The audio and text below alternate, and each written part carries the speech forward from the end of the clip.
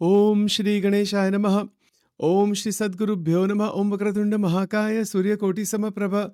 Nirvignam Kurume Deva Sarvakarishi Sarvadam Ganganapate Namaha. Gurur Brahma Gurur Vishnu Gurur Devo Maheshwaraha. Gurudeva Param Brahma Tasmai Shri Gurave Namaha.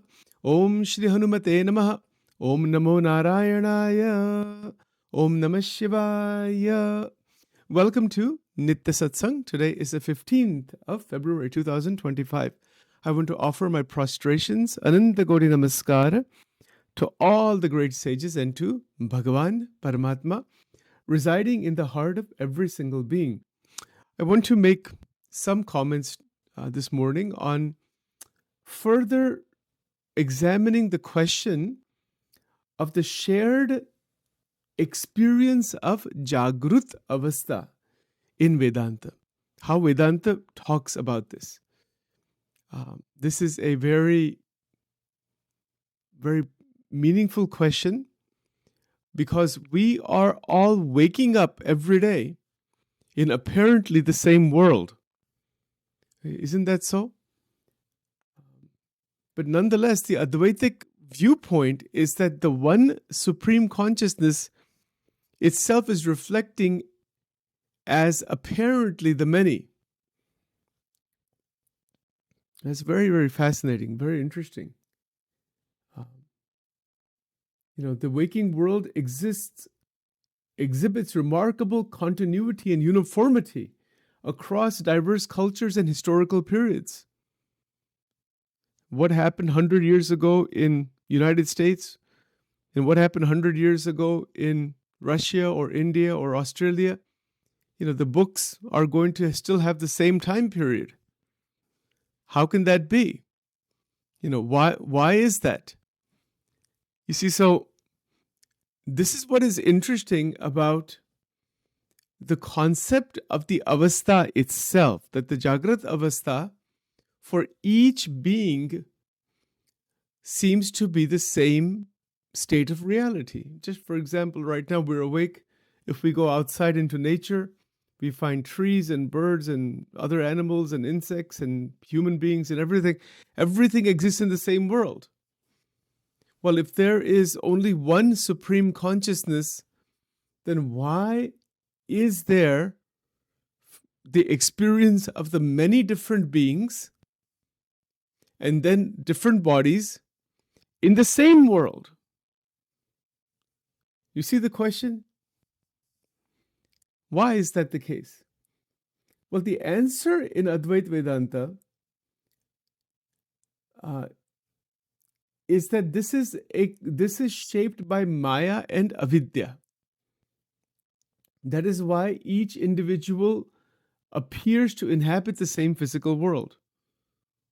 Why? Why should there be this Maya and Avidya? That means what? If Brahman has gotten lost inside its own Maya and then has degraded through the Avidya and has lost itself, is that what it means? That's what it sounds like, doesn't it? But if you say that to Advaitic masters and Advaitic teachers, they would say that no, that's not what it is. They would say that Brahman doesn't ever degrade into Avidya. But then there is Avidya. Where did Avidya come from? And who is it that is experiencing Avidya? If there's only the one without a second, it would have to be Brahman. So there's some problems in Advaita Vedanta of this type. You see, so these are difficult questions. Advaita unequivocally teaches that the seemingly objective reality belongs to Vyavarika Satyam, empirical reality, not Paramarthika Satyam. But why is there Vyavarika Satyam even at all? Why? I mean, if we are Brahman, then we should have the ability to just come out of this. If we have ourselves created this, or I myself have created everything because I am the supreme, but I don't seem to have that power to do that. I don't even know what's happening in my body completely. How can I be Brahman? You see that this is the other perspective, criticisms of Advaita Vedanta.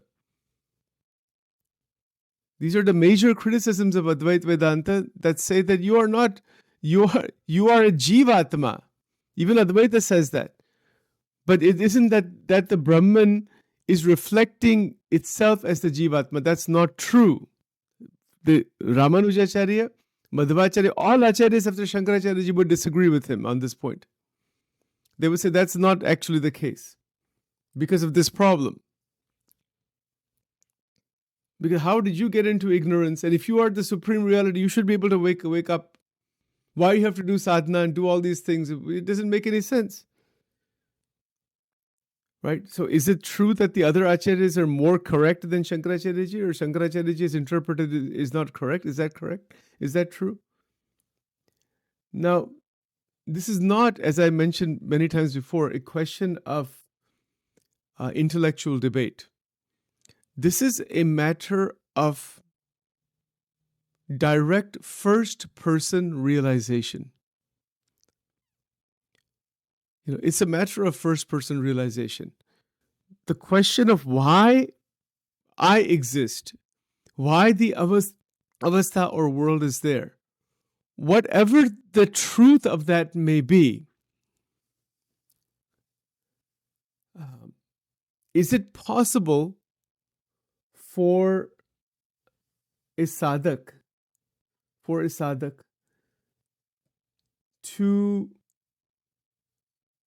directly be 100% free in the Jagrata Avastha? Let's start with that. Because the philosophical discussion on these points is very, very extensive.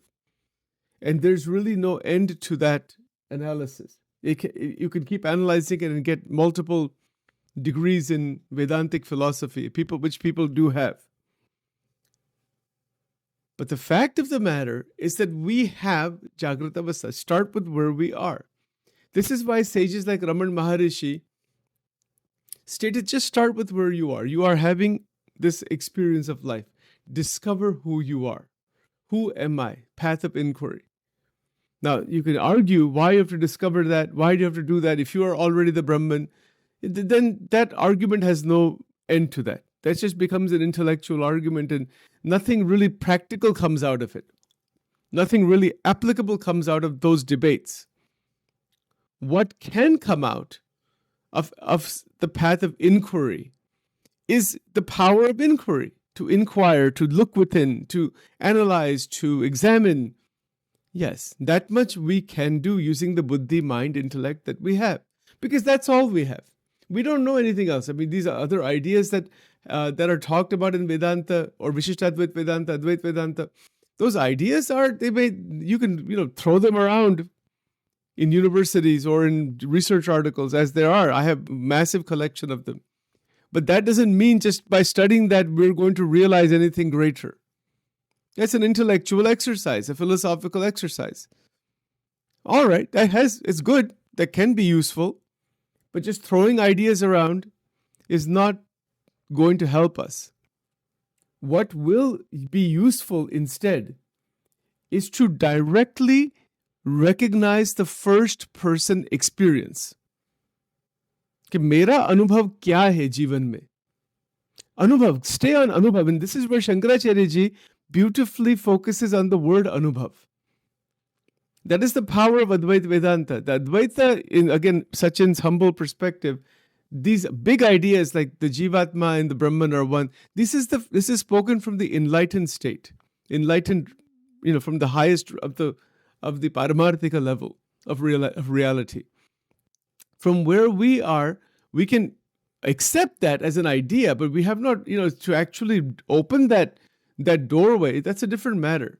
So to open that doorway, all the Advaitic Acharyas, teachers, commentators, they said that to open the doorway, there is a process of Jnana Yoga to go through, because Advaita Vedanta is mostly Jnana Yoga. The other yogas are a support to Jnana Yoga.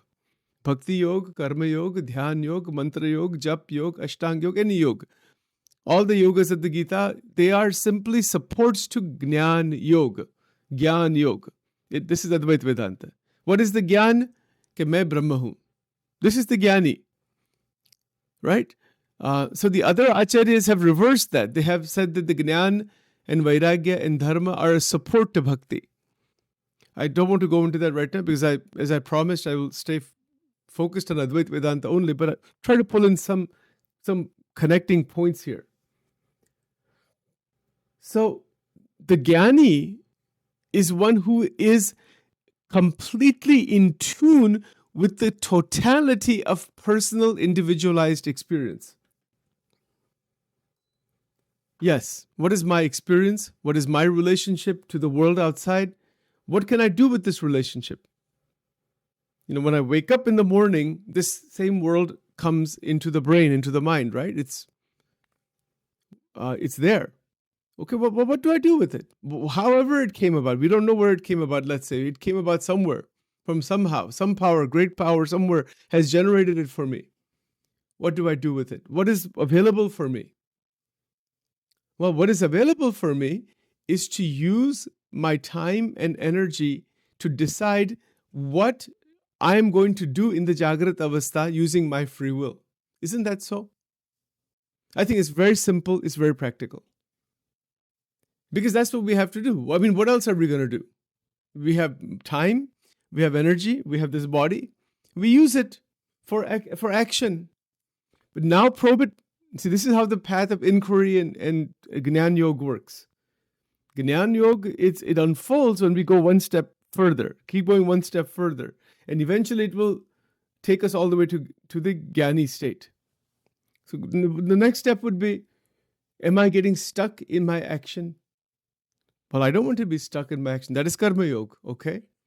Are my emotions that I do experience, are they the best, highest quality of emotion, that is Shuddha Bhavana? Yes, I can get it to that point somehow. And then can I worship Bhagavan in that state, in the Jagrata Avastha? Yes.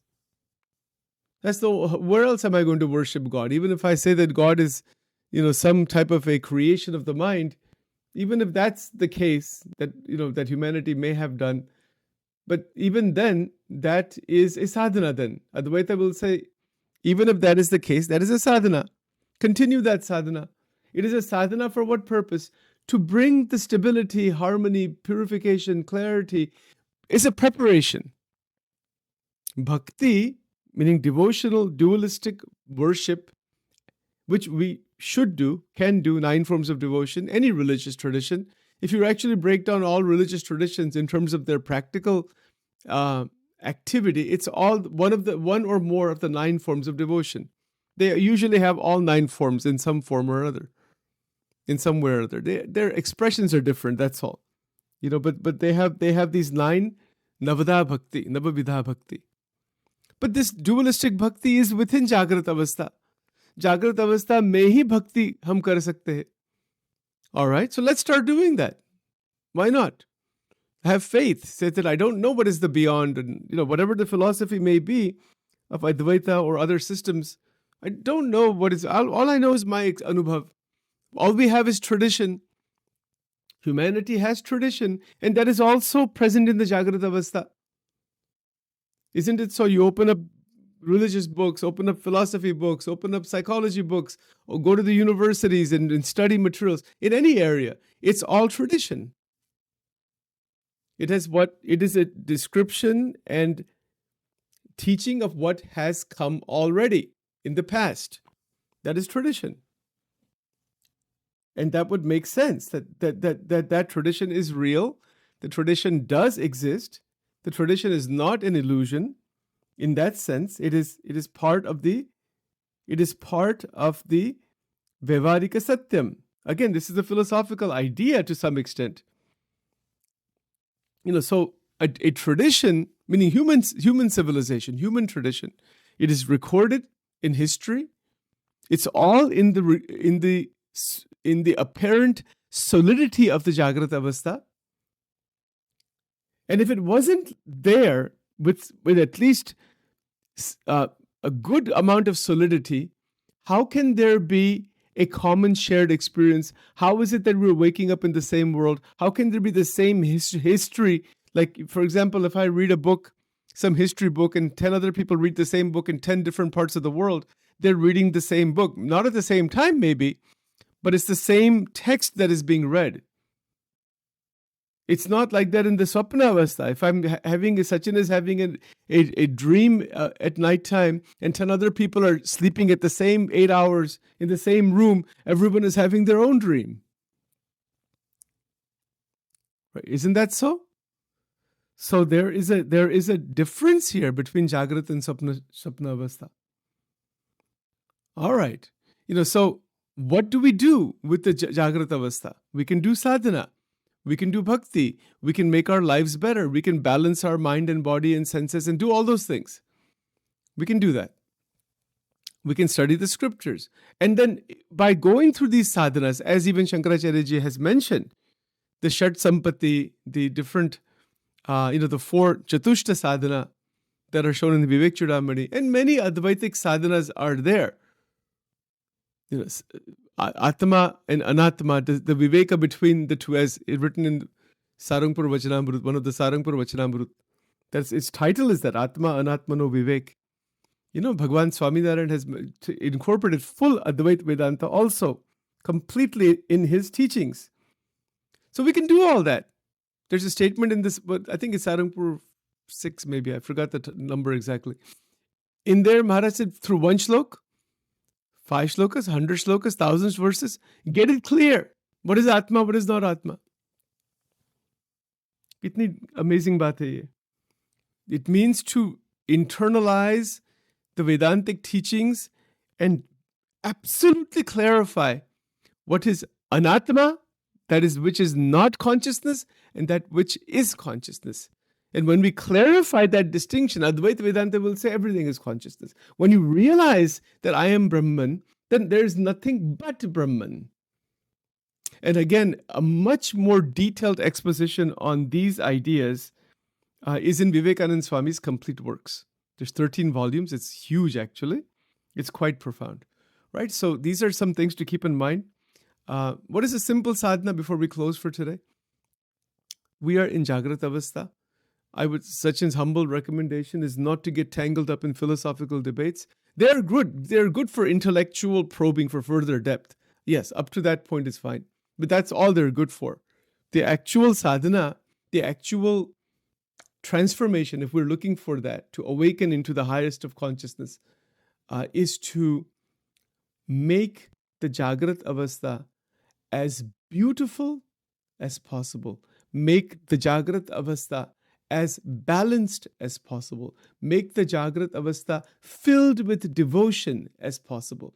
And with scriptural study as possible. Make the Jagrat Avastha consciously, volitionally, into a doorway towards supreme consciousness.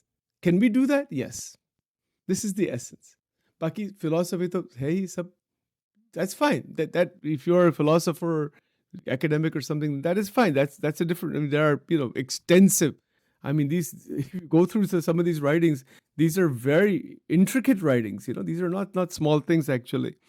Vedanta Sara. I was looking at that yesterday, for example, and we can go through some of the quotes. But these are very broad. I mean, those are profound ideas on the same truths. That's good for those who are more intellectually oriented, wanting to probe these things to enhance the intellectual power. But that takes a lot of time, and it's not something which we can do in this short time. But in essence, this is the essence of Advaita. Another very quick point before we close. The essence of Advaita is divine love, Divya Prem. Even if you don't know any scripture, somebody has not opened any Shastra, but has tapped into Divya Prem. Sab kuch aa gaya isme. Divya Prem mein hi rehna. And then continue the activity that one has to do in that state. So then the opening is there, the adequate. Because see, our mind-brain complex is going to be utilized somehow, one way or the other. It's going to be utilized. What do we use it for? It's not that we're just in Nirvikalpa Samadhi. Then there's no body, there's no mind, there's nothing. Then that is out of this sansar. But we're not in that situation. We are living in the world. that also has a great purpose behind it, and that is to be discovered. What is that great purpose of this world? Not to reject the world, as the Shaiva Tantra tradition says, but to affirm it, to embrace all of it as an expression of the divine. So we'll talk more about that further. Let's stop here for now. Om Vakratunda Mahakaya Surya Koti Samaprabha Nirvignam Kurume Deva Sarvakarishi Sarvada. Om Divalingaya Nama Urdhvalingaya Nama Anandalingaya Nama Dwadash Jyotirlingaya Namo Namaha. Om Aim Brim Klim Chamundaya Viche Aim Brim Klim Chamundaya Viche. Om Durge Durge Rakshani Tha Tha Swaha. Om Shri Durga Arpanamastu. Om Shri Radha Krishna Arpanamastu. Om Bhrim Swaha.